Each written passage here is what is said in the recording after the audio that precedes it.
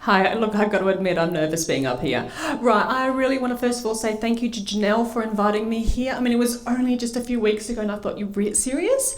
So I've made myself available and it's a pleasure to be here. And I just, as you know, Marie, as she just spoke, I'm here about her twins. My name is Jessica Cosgrove and this is my son name. Okay, my story is how I met them. Now, I've got a 3-year-old daughter at the moment, and I remember looking at her and thinking how much I'd love other kids to be able to learn sign language as well, whether they're deaf or deaf and blind. To me, my daughter gave me that inspiration to want to be able to do that. So I spoke with Karen Wickham, and I said to her, have you got any ideas or recommendations for where I could work with deaf and deaf-blind children and teach them Auslan? So she recommended me to go see Susie Scott.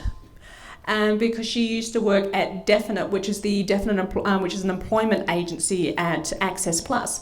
And I said, do you have any ideas where I could fulfill my passion? And she said, yes. And she drove me to this place where this childcare, centre is. And I was, childcare centre. I just had visions of dirty nappies and children with snot. No. And so, but they said, okay, but they actually had someone who was deaf there, a child that needed like a role model. And I thought, no, I'll have a look. So I went to the centre to have an interview.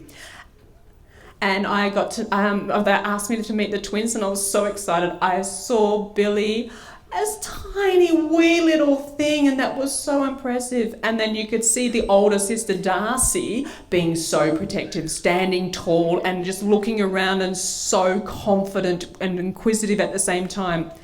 And I looked around the childcare centre, the first childcare centre, and I thought, are you kidding me?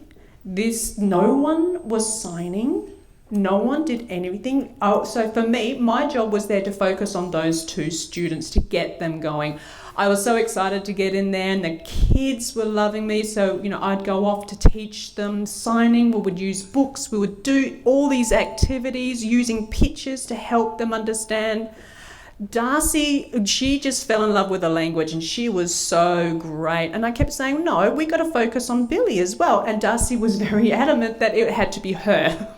So, we've tried to do games together. We did all these sorts of fun things. Like, we had like a cow. Billy would look at it and then think, and I would support with the signing. And Billy slowly started to develop all her language and it was amazing. Now, some of the staff there was good. Unfortunately, not all of them were. And I was directed to go do other duties. And I'm thinking, no, that's not my job. I was employed to do language role modeling and teach with them. You have staff that can do those things. And they were complaining that there was not enough staff to deal with the nappies. So I thought, okay, once off, I'll be a good team member and I will do all that. So I did everything in the centre, but it kept getting more and other duties. Billy and Darcy were taken away and had sat in the corner. And I kept saying, and they were directing me to do more and more other stuff, and they weren't actually doing my job to me, which I couldn't stand. To me, that was like a form of abuse. And I kept thinking about how can I approach this problem? How can I do this? And I started to actually hate my job. I didn't like going there. And I thought, that's it. I could not observe this every single day. But the thought of those 2 girls suffering in that childcare centre kept me awake. I kept thinking, what do I do? And my old boss asked me to bring the uniform back, and I thought, I'm going to use this opportune moment. This is how I can get them out. I actually got a present and I put a card in there with my details in it. And I said, please, here's my uniform, but here's also a present for the twins. And that got passed back. And I just hope and prayed that they would actually see my phone number that I included in there.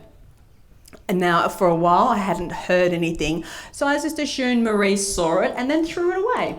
That was my assumption. And days passed and then Marie contacted me and said, oh, thank you so much for the present. And I said, oh, look, I loved it. Your daughters are amazing. I was so inspired by them. And then I thought, no, I had to give everything. So I explained all the stories, everything I've seen. Marie was amazing. She left work that moment, raced down there and grabbed the kids out of there. And so then we're sort of saying, like, you know, she was then thinking, what's she going to do with her kids? Because she does work full time, you know, what's she going to do? I mean, we were conversing about all this, trying to find a solution. So then I just decided to let her know that there is a childcare centre, Murdoch Childcare Centre, who's got plenty of staff. They're very much aware of deaf needs and everything else. So they were telling me to go there, and we sort of like, we looked around. So I thought, yeah, that was something. And I remember being told about that at the time, and I thought I could pass it on.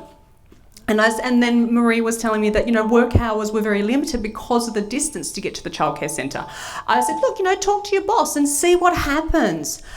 Everything got organised and everything started working really smoothly. For me personally, I started to miss the kids.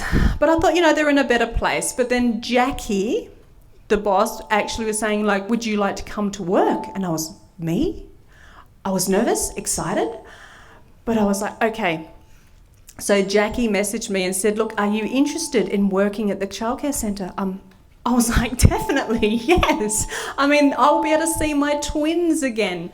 Please, this will be amazing. So I went back to work and I started working with Noreen and everything, and it was so amazing. And I saw the twins and my heart just burst. They were so excited and so active. I've never seen them happy at the other childcare centre. They weren't there, they were sort of depressed. Here, they were like two different children. They were smiling, they were so active, they were running around everywhere. My first day there, I got to meet all the different staff, and it was such a turnaround, such a difference from the old childcare centre. I could remember what happened at the old childcare centre, and I was worried that the new childcare centre would send me off to do other duties. So I'm working, and they didn't. They were so friendly, and so I was able to spend time with Billy, you know, one-on-one, and I could see her flourish with her sign language. It was amazing. Darcy as well, just with their sign language, they were going so great, and I was able to teach them so much. So I want to take this moment, Marie, to thank you for going to the Murdoch Childcare Centre. I mean, and for me to be able to work there, it's like a second home to me. I know, and Marie told me, like, she actually said that, you know, that I'm like a family member to her too. And that actually made me well up with tears, because really, I mean, like, this to me is like, Marie, you're a part of my family, and so is the childcare centre at Murdoch. And also, thank you everyone for allowing me to speak here today.